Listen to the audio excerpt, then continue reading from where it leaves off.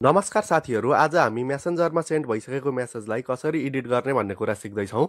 केही दिन अगाडि मैले तपाईहरूलाई WhatsAppमा सेन्ड भइसकेको मेसेजलाई कसरी एडिट गर्ने भन्ने कुरा सिकाएको थिएँ।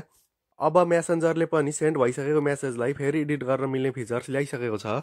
त्यसको लागि सबैभन्दा पहिला मेसेन्जर एप ओपन गरौँ। अब म केही मेसेज टाइप गरेर सेन्ड गर्छु अनि त्यसलाई एडिट गरेर देखाउँछु।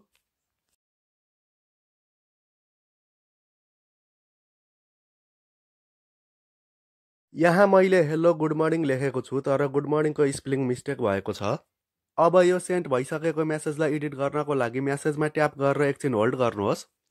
त्यसपछि एडिट अप्सन आउँछ, एडिट अप्सनमा क्लिक गर्नुहोस्।